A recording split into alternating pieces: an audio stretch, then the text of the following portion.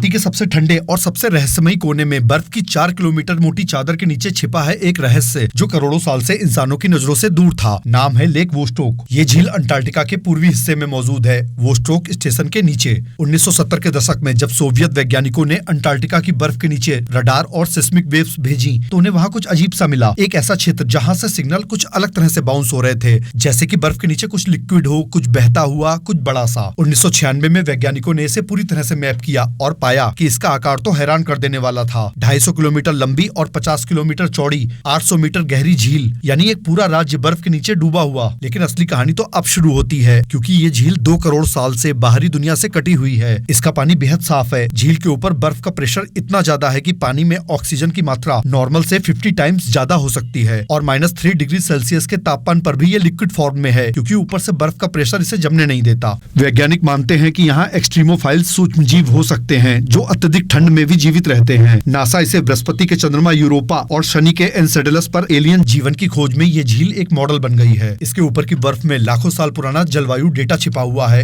एक तरह से फ्रोजन इतिहास। 2012 में रूसी वैज्ञानिकों ने 3769 मीटर गहराई तक ड्रिल करके एक यंत्र झील तक पहुंचाया, लेकिन चुनौती थी बिना दूषित किए हुए नमूना लेना। 2013 में जब पानी का सैंपल लिया गया तो उसमें कुछ बैक्टीरिया मिले, लेकिन यहाँ पर एक बड़ा सवाल ये उठता है, क्या ये बैक्टीरिया सच में उसी झील के थे या फिर इंसानों की मशीन, ड्रिलिंग, केमिकल्स या हवा के जरिए वहां पहुंच गए? सिंपल सी बात यह है कि अगर ये बैक्टीरिया हमारे एटमॉस्फेयर के हुए और इंसानों की वजह से वहां पहुंचे हैं तो इसका मतलब है कि झील का रहस्य अब भी छिपा हुआ है। इसी वजह से वैज्ञानिकों के बीच बहस जारी है, क्या हमें ऐसी अनटच्ड जगहों को छेड़ना चाहिए? इसके अलावा एक और साइंस फिक्शन एंगल आता है। लेक वोस्टोक ने कई कहानियों को जन्म दिया है, जैसे बर्फ के नीचे एलियंस छिपे हैं और ऐसा कोई एंसेंट वायरस भी हो सकता है जो हमारी मानवता को इफेक्ट करे। आज भी रिसर्च जारी है, लेकिन भविष्य की उम्मीदें हैं रोबोटिक प्रोब्स और अल्ट्रा क्लीन सैंपलिंग से इस रहस्य को बिना नुकसान पहुंचाए खोलने की। तो अगली बार जब आप बर्फ को सिर्फ ठंड समझें तो याद रखिए उसके नीचे छिपी हो सकती है एक पूरी दुनिया।